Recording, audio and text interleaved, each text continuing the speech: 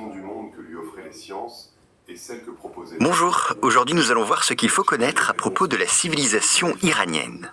Alors cette civilisation que l'on appelle souvent perse est l'une des plus anciennes et des plus influentes au monde. Mais attention, un perse ne désigne qu'une partie de cette réalité. En effet, ce mot de perse vient des Grecs et il servait à nommer une région du sud de l'Iran. Donc vous le voyez, la civilisation iranienne est bien plus vaste. Elle englobe plusieurs peuples et plusieurs empires qui se sont succédés sur ce territoire depuis plus de 2500 ans. Alors que faut-il retenir ? Eh bien que tout commence avec l'empire achéménide, fondé au VIe siècle avant notre ère par Cyrus le Grand. C'est un empire remarquable par sa taille, il va en fait de l'Égypte jusqu'à l'Inde, mais également remarquable par sa modernité. Ouais, les Perses inventent une forme d'administration très avancée, avec des provinces, mais aussi un réseau routier efficace, et même un système postal. Et surtout, ils pratiquent une politique très rare à l'époque. En effet, ils respectent les cultures et les religions des peuples conquis. C'est un véritable modèle d'empire tolérant. Et sur le plan culturel, cette fois, la civilisation iranienne est un pilier majeur. Sa littérature est l'une des plus riches du monde.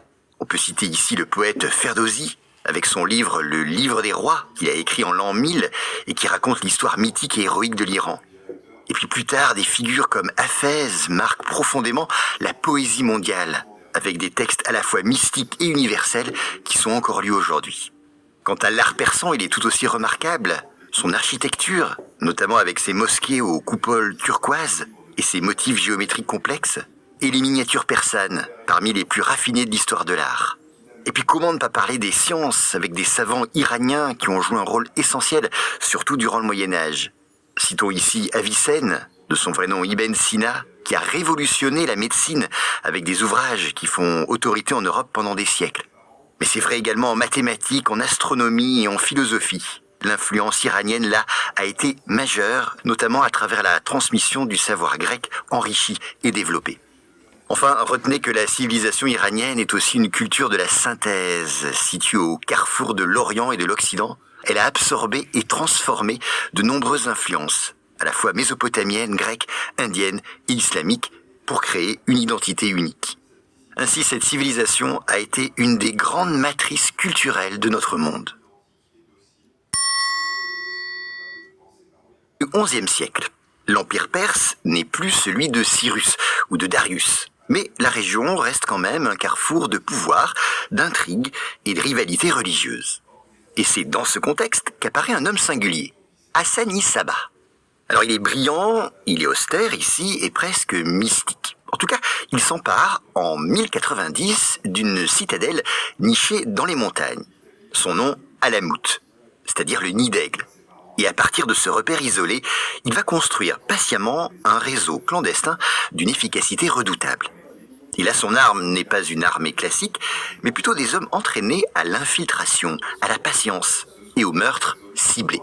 Car oui, les assassins ne font pas la guerre comme les autres. Eux frappent là où ça fait le plus mal, c'est-à-dire au sommet.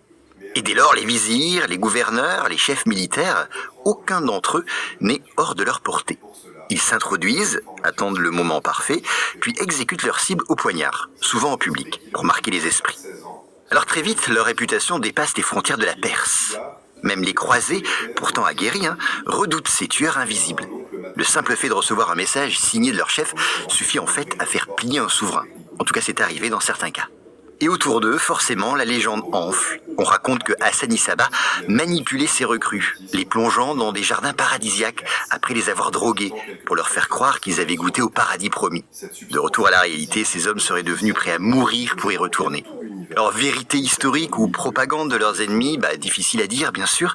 Ce qui est certain, c'est que leur pouvoir reposait autant sur la psychologie que sur la lame. Et pendant près de 2 siècles, depuis leur forteresse iranienne, ces assassins vont défier les plus grandes puissances de leur temps, jusqu'à l'arrivée des Mongols au XIIIe siècle, qui rasent Alamut et mettent fin à leur règne. Mais leur héritage, lui, survit encore, puisque chaque fois qu'on prononce le mot assassin, c'est un écho lointain de cette histoire née dans les montagnes d'Iran qui résonne.